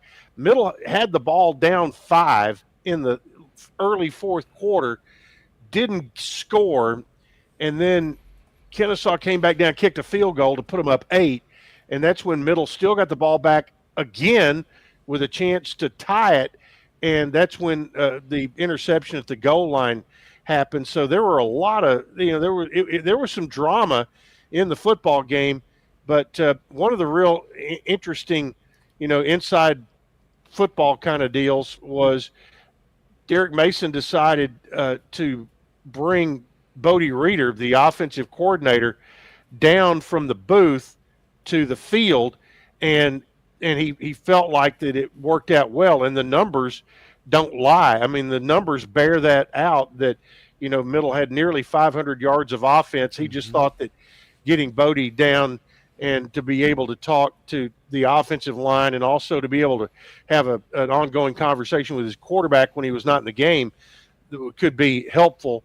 And I don't know who they put up in the booth instead, but it was could have been Cornelius Williams, could have been one of a number of different folks, but bottom line is lose by 8, and right now you're sitting at 1-3. Chip, this one was kind of almost the exact opposite of the Marshall game. Marshall, they, it was close the whole game, and then Marshall kind of pulled it away late. Against Kennesaw, they trailed big early and, made it a game toward the end. What do you think is preventing MTSU right now from putting a full 4 quarters together? Untimely penalties and giving up explosive plays. I think and I don't have the number in front of me, if you look at explosive plays for and against, I think right now you're going to see that the number against is going to be much higher than the number that Middle has made themselves with offensively. I think to be able to eliminate some of that, I think back a couple of weeks ago, you had Marshall in a 3rd and 23 and give up a first down on a penalty. You had the penalty against Marshall on the punt where you're up 7, and then you get a leaping call on a punt, but you were going to get the ball back up 7, and what that penalty did, it gave Marshall the football almost in the red zone. They go ahead and score, tie it up, and then score 2 more.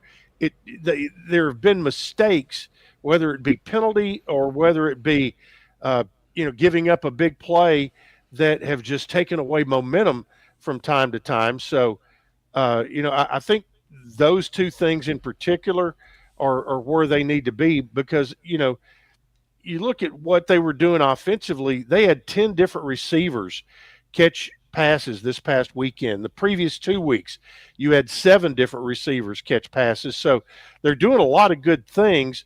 They've just got to quit making some mental errors, and it's coming down to 3 or 4 plays a game are making the difference in winning and losing. And you need to make winning plays on those instead of plays that put you behind the 8 ball.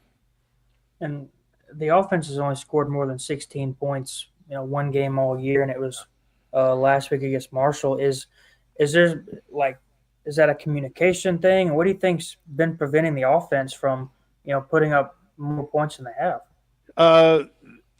Coming up empty in the red zone, and it's not been necessarily from missed field goals, although we had one. You've come up short, trying to score touchdowns. You had the interception at the goal line the other day, but also just in general, giving Nick Vattiato time in the pocket to throw downfield. And again, you go back to that stat I was mentioning, yards per completion, where you're throwing bubble screens that are getting you 2 and 3 yards because you can get them out quick, or a quick stick route, something like that. People say, well, throw the ball down the field, 25 yards. Well, you've got to have time for receivers to get down the field and be able to do that. So, it all comes back to blocking and tackling, and it's not tackling guys who are making big plays by the opposition.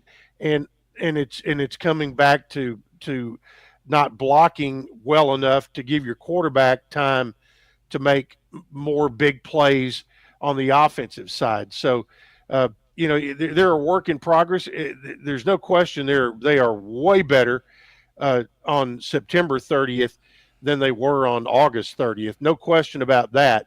Now you turn around and you've got you go into these midweek games. You've got Missouri State, who went to Marshall and won, and held their own against Western Kentucky this past week, losing by 5.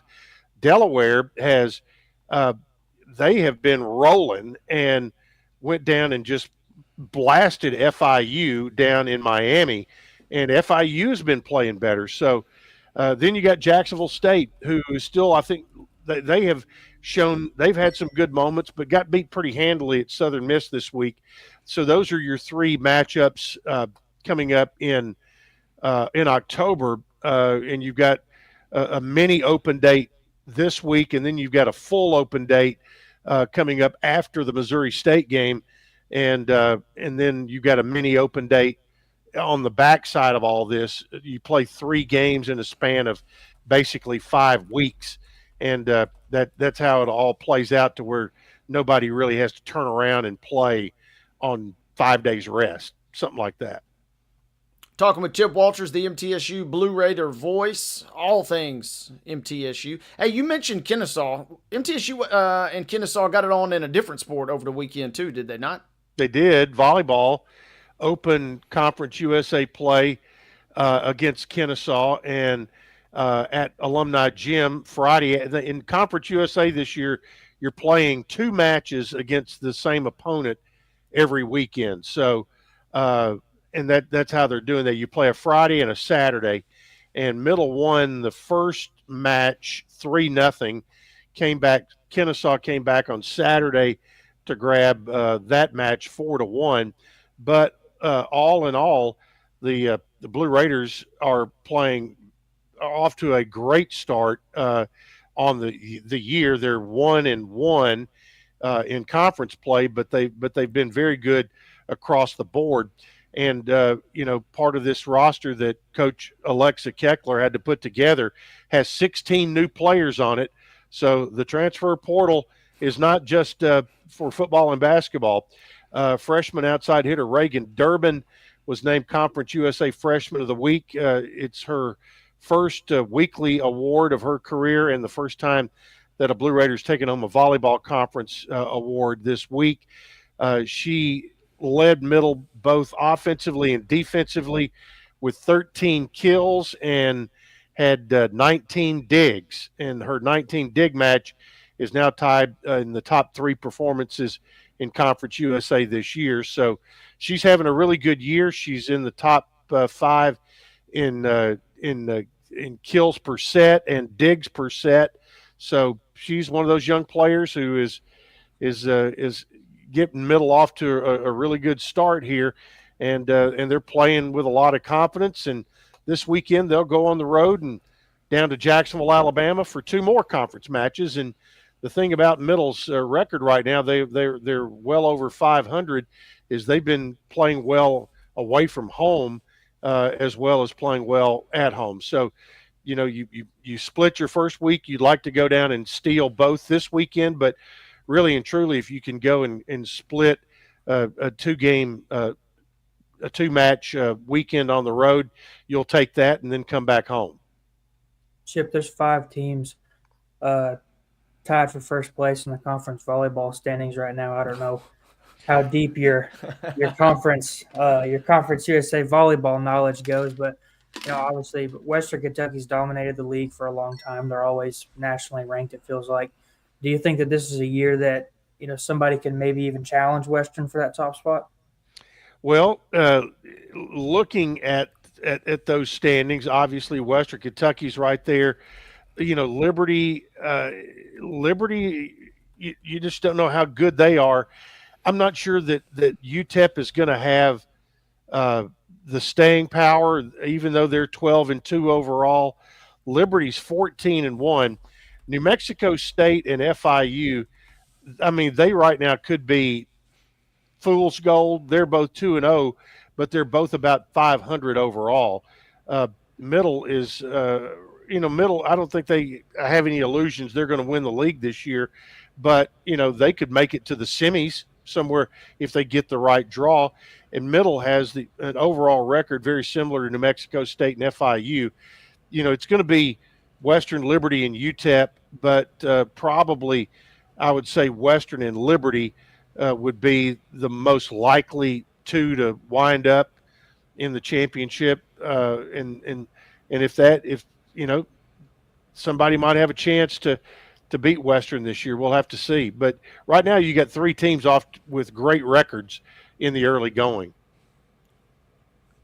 Talking with Chip Walters, all things Blue Raiders. Chip, before we kind of get you out of here, what else is going on? We always like to get an update on soccer, who's been playing really well thus far, and seems like they're up to it again. Yeah, they went north and got a draw on the road, 1-1 at Western Kentucky, and so they, they're looking at getting the conference race underway. They will now go to Sam Houston on Thursday, and so they'll play down there, and they've been fairly decent on the road as well. The other thing I wanted to make mention of, when we talked last week, the men's golf team was in the midst of the Sandestin invite down in Florida. Well, Middle ended up winning the whole thing. They, in 3 rounds, 20 under par, 832 to capture the championship by 4 strokes over Austin Peay and Louisiana Monroe.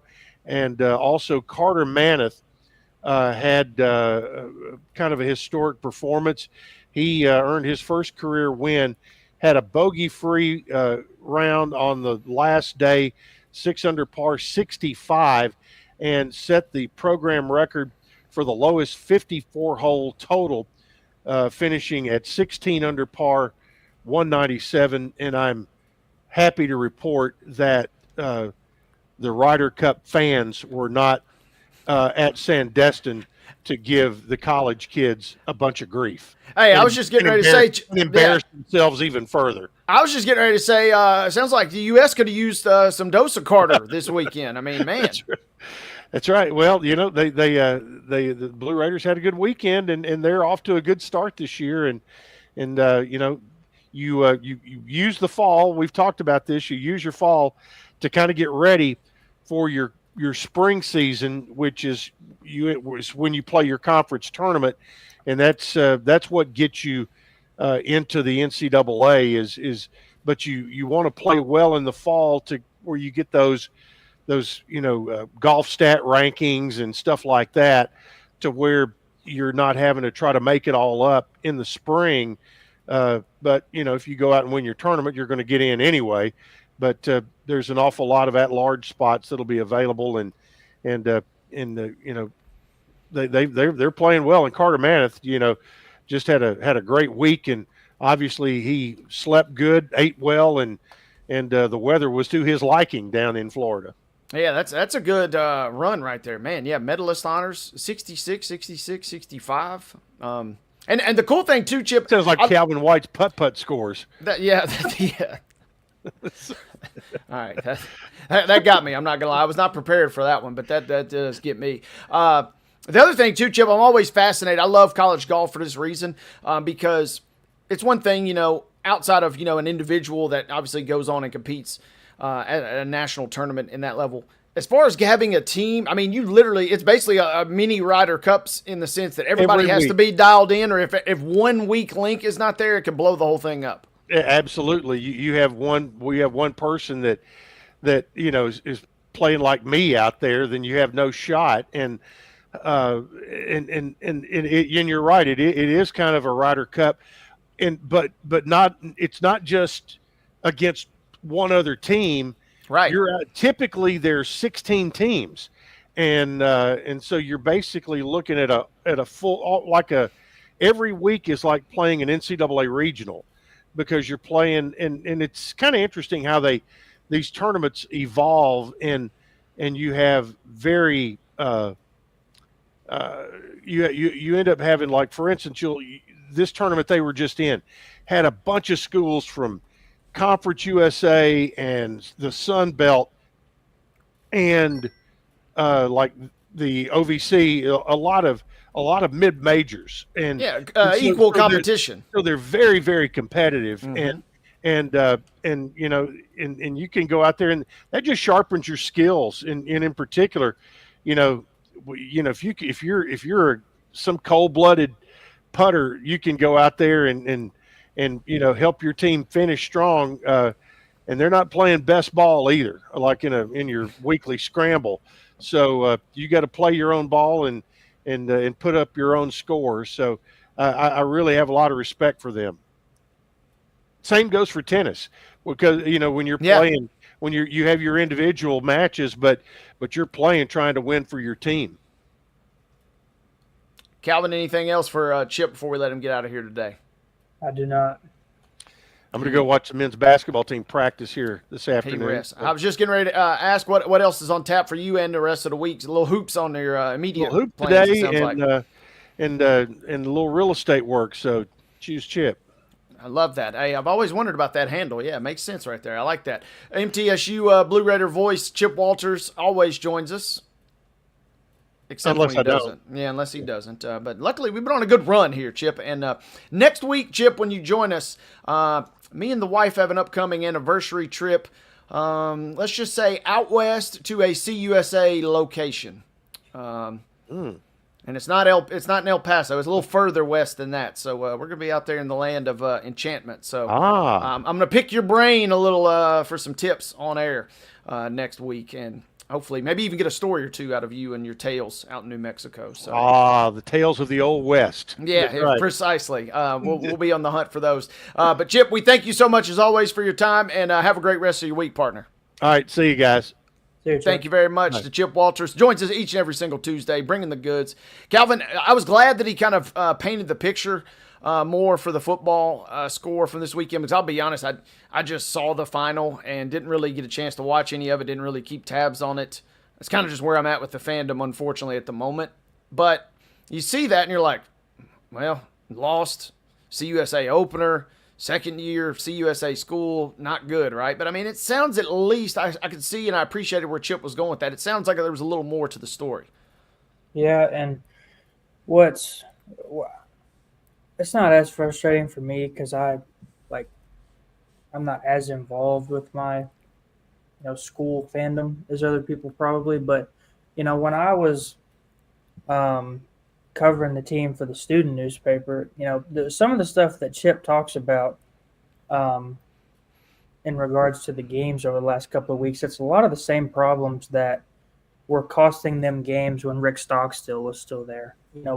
Penalties, giving up big plays and stuff like that. And that's with two entirely different rosters over the last 2 years under Derek Mason. And so Chip's given us a little bit of an idea, but I don't know what they need to do to, pull out some wins. And, even though they only lost by a score last week, the way Chip made it sound, it didn't sound all that competitive anyway. Yeah, I mean, at least had a shot toward the end. But yeah, when I saw Kennesaw State, Calvin, I found this part interesting. I was looking while he was mentioning Western Kentucky and Delaware. That's a big game. Delaware is not eligible for the championship this year, but they might be one of those classic teams. We see that in college basketball sometimes, right, where they win the league, but they're not eligible for the bid. But they're a massive success thus far in their first CUSA. But I'm going through the standings. And Vegas had Liberty listed like maybe fourth best odds at still plus 1,000. I had not kept tabs on Liberty. I'm not going to lie. I don't usually check into much of their stuff unless they're in a big spot. They're 1-4, partner, and they got trounced by James Madison a couple weeks ago. Old Dominion beat them. The Vegas is still believing in them, but I found it fascinating and kind of shocking that Liberty's 1-4, lost 4 in a row, and 0-1 in Conference USA. Yeah, they lost their quarterback, Caden Salter, to the Buffs out in Colorado. Caden Salter had been one of the premier quarterbacks in the league over the last couple of years, and the last couple of years they had been right there at the top of the league with Western and Jacksonville State and teams like that. So usually using your starting quarterback who has experience will – it usually doesn't take you from the top to 1-4, but it usually impacts you pretty good. Yeah, and I guess that's maybe where I was going with that is just wasn't prepared to see kind of that jarring, And maybe, they dropped an early one in Conference USA play to Jacksonville State down on the road, so who knows? Maybe they'll turn it around. Maybe Middle will turn around. Chip mentioned They got games coming up versus Missouri State. Got to go to Delaware. That'll be a tough trip, though. But they got a couple shots here to maybe turn things around. So good stuff from Chip Walters, as always. The Blue Raider voice joining us each and every single Tuesday. Quick timeout. When Calvin and I come back, we'll see if we got an update on our Cubs and Padres game that's in action. We'll also dip into the grab bag. A lot of goodies in that grab bag here as hour number 2 of Main Street Sports Today rolls right along.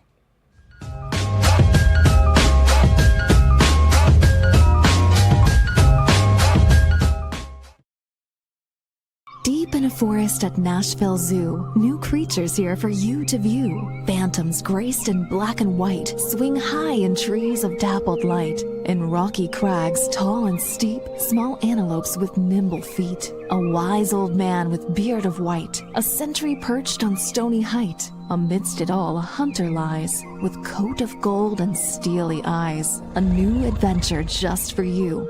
Leopard Forest at Nashville Zoo. Open now.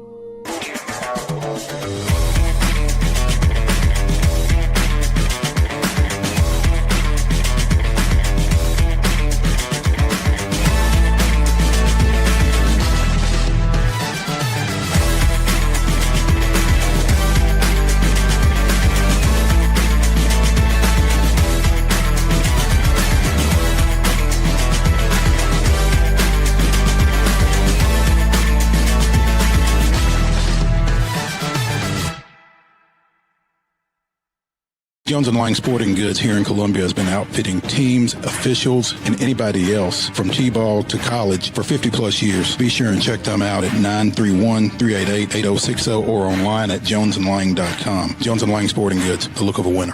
Piggly Wiggly, located in Neely's Mill Shopping Center, is Columbia's locally owned and operated Cost Plus 10 grocery store dedicated to serving the community with low prices and smiling faces. Piggly Wiggly offers fresh, hand-cut meats daily, as well as daily hot plate lunches from their deli counter. You're certain to see smiling faces and a helping hand when you're here at Piggly Wiggly. Come by and check out our fresh produce, high-quality meats, and more. Down home, down the street, we'll see you at the Pig.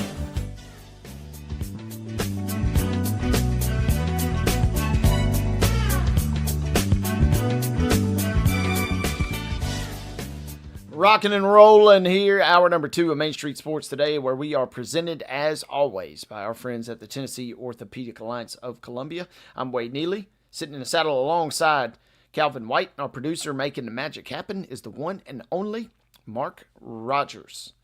We told you guys earlier that one MLB game has gone final for today. The Cubs have picked themselves up off the deck, Calvin, after trailing as early as the second inning. Chicago with a little bit of big fly taken to their advantage as Suzuki and Kelly have both homered. Back-to-back home runs, as a matter of fact, in the bottom of the 5th. And the Cubs now scratching ahead 2-1 in that game that's entering the 6th. Yeah, they were one of the best teams in baseball all season long. And hopefully this game is as good as Cleveland-Detroit was earlier. I think a lot of people would like a little bit more runs than a 2-1 game, but I've always been a big fan of the pitcher's duel. So I'll take playoff baseball in whatever way I can get it. Yep, I'm with you, Calvin, as we got, again, 2.5 really, or 2.5 for Calvin and I, but got a lot of baseball on the tap. 4 full games on the schedule today. Calvin, we kind of start our grab bag. Let's go preps to pros, and I got 2 high school stories I want to get into if we got time, but let's start close to home. It kind of really is sinking in. We're on the back half of the high school football season, and I kind of wanted to pivot or twist this question I ask you every week a little bit, though. Who's been your one biggest surprise team thus far? Kind of maybe shed some light on them. And then also, Mr. Football will be creeping up on us soon. Do you got any hopefuls out of your coverage area? In terms of surprising teams, I've got one in a negative way and one in a good way. In a negative way, it's probably Rossview. Just because, they've got a first-year head coach. They graduated a lot of players at key positions, but they've got, I think, 29 or 30 seniors on the roster. And so they're 2-4 right now. They've won their last 2, But, I don't hold it against them as much because their first 4 games were against Springfield, Clarksville, Kirkwood, and Hendersonville. And so they started 0-4, but they've been playing a lot better over the last couple of weeks. But I didn't expect them to pick up right where they left off from last year when they finished 8-3 and made the playoffs. But I expected them to be a little bit better. They're kind of getting to the level that I thought they'd be at. But in terms of a team that is really good, it's probably Springfield, and that's probably going to sound surprising when you talk about a team that made a run to the 5A semifinals last year. Yeah. But they graduated 9 players on defense, only brought back 2 starters, and only brought back, I want to say, 5 or 6 players on offense. And so they're working with, mostly new starting units on both sides, and they're a couple plays away from being 6-0. They lost their first game of the year last week against Pearl Cone in their first region matchup. And so it's not looking right now like Springfield's going to win that region, but I think they're going to win out just because that region isn't the greatest. I think they'll finish 9-1, and they're going to be a real problem for whoever they see in the playoffs. It is, I've been keeping tabs on them, and they've impressed me from afar for a team that, has not had a chance to look at them up close. That's going to be an interesting region. I did, get a look at Liberty Creek earlier in the year, and, they're sitting there tied with Pearl Cone, a top class, the 4A in Region 6 there. So I'm kind of curious to see. But, yeah, man, it just dawned on me the other day, man. There's only a handful of weeks left as we creep toward the finish line here. Hey, Calvin, one other story. I told you we had one local kind of, or one high school bit of chatter there locally.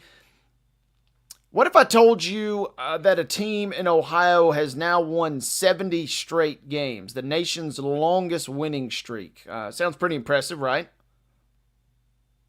Yeah, 70 games. If they play, if they play 10 regular season games like we do here in Tennessee, and then 5 in the playoffs, 15 games a year, that's I'm not good at math. 15, 30, 45, 60. That's a little under 5 full years of undefeated football. So we're talking about Marion Local, which is in Ohio, and Marion Local wins 70 games. And you may be wondering, you're like, okay, that's neat. What's the deal? The real issue is, though, here, Calvin, it was not without controversy. We love controversy on this program here. And Marion Local was right in the middle of it. They fell behind in this game. They played Versailles High School, or Versailles, I suppose, up there in Ohio. They get a little ornery with their pronunciation sometimes. But coming out of halftime, Marion Local trails. They fall behind in the game, and they end up throwing up an absolute wounded duck on 4th down that gets caught, or was it caught? That is kind of the real question here. But however you slice it, however you dice it, producer Mark, right on cue, has the video.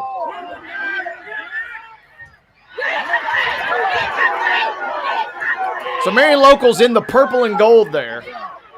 If we can run that back one more time, producer Mark.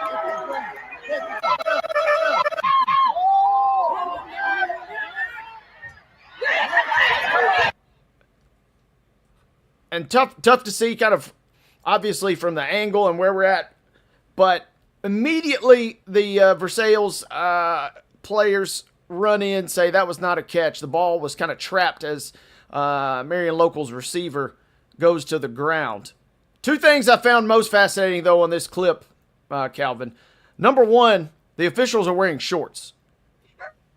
That's kind of most of the games I'm covering. That's reserved for middle school and preseason only. So I kind of got some questions there. And then number 2, amongst all of those officials, it didn't look like anybody was in any real position or had any confidence to call that a catch. So if you are not confident, I don't know how you make that call. But however you slice it, however you dice it, they award the catch. That extends the drive, obviously. Marion Local does go on to score, does go on to win. And that, ladies and gentlemen, is how they win their 70th straight ball game, not without a little controversy. Yeah, it looks like. Oh yeah, and look, I mean, great still shot right there. Yeah, it looked like he caught it initially, and then it kind of bobbled when he took it to the ground. But like you said, there was not a referee to be found in that video, so it doesn't look like any of them had a close enough look to see if he bobbled it or not. But without, sometimes I wonder about situations like this because obviously there's no replay at the high school level, just in the regular season. But when there's a call like this, they're essentially just flipping a coin and just picking what they think is right. Obviously, they don't have foolproof evidence there, but one side's going to be mad if you make one choice, and the other side's going to be mad if you make the other. So they probably actually did have to flip a coin for this one. The guy just pulled out the white hat, probably just pulled out the coin he used for the coin toss. And yeah. I mean, it's kind of almost movie scene-esque, right? Where it's like, hey, Chief, they're going for win number 70 in a row here, and it's like, yeah, bring it in. That was a catch. So, shout out to Marion Local. Not without controversy, but they won 70 in a row. I saw a tweet, too, in that same story. The other, I don't know if it was the second longest streak, but some school, I believe in Texas, had won 51 in a row, and they got beat this weekend. So, sounds like Marion Local might have a good run at this here for the next little bit. Moving right along in the grab bag here, our final piece of the grab bag. We talked about this story earlier, Calvin, and we've talked a lot about baseball on this show. You might be wondering what we would have to say about how baseball could impact a football game. Well, that's currently the situation because the Mariners obviously winning the West, and depending on how things kind of go with the rest of the postseason and obviously their particular series, it could impact the start time of multiple Seattle Seahawks regular season home games. Head coach Mike McDonald says, quote, from what I understand, it's not that big of a move. We would just adjust our morning schedule accordingly. It's really no big deal. It's actually kind of great. We're going to be forced to move. I think it'd be awesome for our city, and I think would make for a really exciting Sunday. They're talking about the Week 5 game against the Bucks, which is currently slated for a 3:05 Central kickoff. And also their Week 7 game against the Texans. Now, that one is interesting, Kelvin, because it's a Monday Night Football kickoff set to begin at 9 p.m. Central Time. So, could be interesting. The football teams don't really like to get out of their rhythm, but I thought it was kind of neat, at least McDonald kind of said, hey, I think it'd be good for the city if we got to do this, so we'll kind of do whatever we got to do to make it happen. Yeah, and I think that most of the people in Seattle that aren't the Seattle Seahawks are more invested in what the Mariners are doing right now than Week 5 of the NFL. And I have no idea what the record is, but I'm pretty sure I've heard someone say that the Seahawks aren't that good this year. Is that correct? Seahawks are an interesting team. You caught me mid-sip there, Calvin. And the interesting thing with them is Thursday Night Football, you can kind of throw the records out the window. But they kind of took some names against Arizona. And after dropping their opener, they're 3-1. So I'm not prepared to anoint them as a great team just yet, but they're more than frisky, to say the least. The interesting thing, though, listeners are probably wondering, they're like, okay, we're talking about a baseball stadium and a football stadium. What in the world, or how in the world is there any sort of, overlap there? Well, the issue stems from these stadiums are basically T-Mobile Park, where the Mariners play, and then Lumen Field, where the Seahawks play. They're basically jutted right up next to each other. So having an event two events at the same time is virtually impossible. They're listed as 1/10 of a mile apart, and it is not designed in any capacity to have two major events go on at the same time. So kudos to getting out in front of it, I guess, right? Maybe somebody can get up on the roof and watch both of them. Now you're talking. Buy a ticket to the other. Yeah. Now you're a good enterprising young man. I like that about you. That's a good move there. So we will have an update on that as we get closer. And again, a lot of that is going to obviously be predicated. It'll all be predicated on what the Mariners do as the MLB postseason continues. Speaking of the MLB postseason, Calvin, this was the thought process for Top 5 Tuesday, which I say we get into right now. I was kind of hearkening back. My Astros are not in the playoffs, but I had a few little odd superstitions here and there that I kind of like to do, and that got me kind of just pinballing and wondering about Top 5 superstitions for fans. So that'll be our Top 5 Tuesday segment, which starts right now. But before we get into it, folks, if you are tired of buffering and slow internet speeds, then upgrade your life with Columbia Power and Water Internet. CPWS Internet, that is. Get lightning fast speeds up to an incredible 1 gig. You can stream, game, and work seamlessly, all for $70 a month. If you're looking for local service and local support, visit cpws.com or call 931-375-7777. Tell them your friends at Main Street Sports Today sent you. Calvin, let's roll, baby. Give us our top 5. We'll start with you as the number 1 pick here. Fan superstitions across all sports. My number 1 superstition is the location in which you watch the game. I'm not talking about your seat on the couch. I'm talking about the 4 walls and a roof you are under. We grew up big Kentucky basketball fans in my house, and the year they started 38-0 and lost in the Final Four, we were at my grandma's house. And then in 2017, they were in the Elite Eight and lost on the Luke May buzzer beater. We were at one of my dad's friends' houses. After that, I said, Dad, we are never watching a game of any kind ever again at anywhere but our house. And so we have not since. We don't watch a game of any sort of importance anywhere but our home. I'm that you basically have stolen a pick from me. I don't know if it had been number 1, but yes, we got into arguments and fights. A lot of the coaching staff did at Martin Methodist College back in the day, where we would watch Grizzlies playoff games. And if we went to your house and you lost, guess what? You didn't probably get to host at least that round. And you better hope we won some other games, or else we were going to get on you about that. So I'm with you there.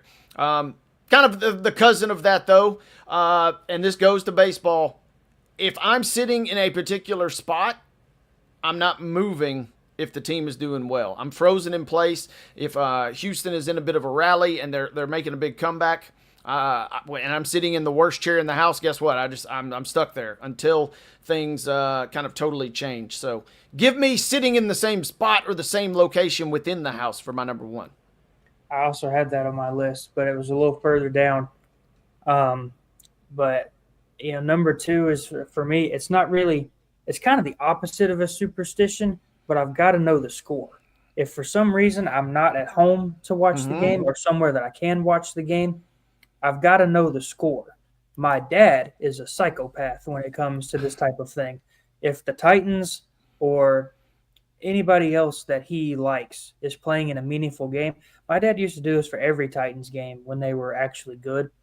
He would record the game on the TV, and if he was out like at the grocery store doing something where he couldn't watch the game, he didn't want to know the score. He wanted to get home and watch the game from the start. So he's got to watch it from the start. And normal people like me and you probably check the score on your phone whenever you want to know the score. Yeah, I'm a little quirky with that too. So I get down with, I like to use the same app. I'm not going to shout that app out, but I like to use the same one over and over and kind of just go in and check it. So I'm a little quirky with that too. We're running a little thin on time, so I'm going to kind of expedite here. But a lucky snack of sorts goes a long way for me. If I make a little pigs in a blanket, we'll call it, before game 1 of a series, and Houston wins or the Grizzlies win, guess what? That's probably gonna be on the menu for the rest of the series. So give me a lucky drink or a lucky snack for my number 2 pick. Did not have that one on the list, but a really good pick. Maybe the snack decides the outcome a lot of times. But I don't see how it couldn't. No, but number 3 for me is the jersey. Especially playoff baseball, the whole 2021 Braves World Series run. Most of the time I was on my couch, rocking the Chipper Jones 10. sometimes when you got to take a laundry break to put that thing in the dirty clothes, you throw on the Austin Riley you've got as the backup. Yeah. It just feels having the jersey on puts you more in the moment, I think. Yep. And if Michigan's playing, I've got over the years I've accrued enough jerseys that I try and match. I'll even go home or away or try and mimic as close as I can to what they're wearing. So I'm with you. Plus a good jersey experience just kind of gets you in the zone a little more. That's a good pull by you.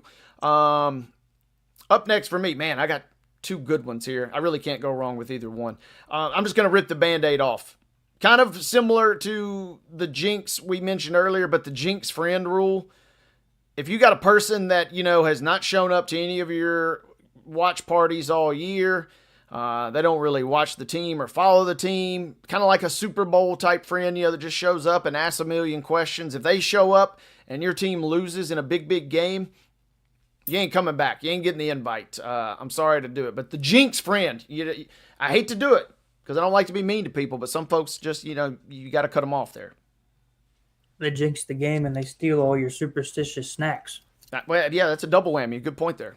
Yeah. So my number 4, you already said it, but not changing spots. I'm not as superstitious with where you begin seated when the game starts, but if we're all in certain positions and stuff is going good for the good guys, you legally cannot move until something bad happens or the game is over. If you move and something bad happens, usually something bad happens right after. And so I think the universe saw you get up off the couch. So if something good is going on, you are not allowed to move. Nope, don't even think about it. Number 4 for me, this might gross some people out, but I'm not above for this.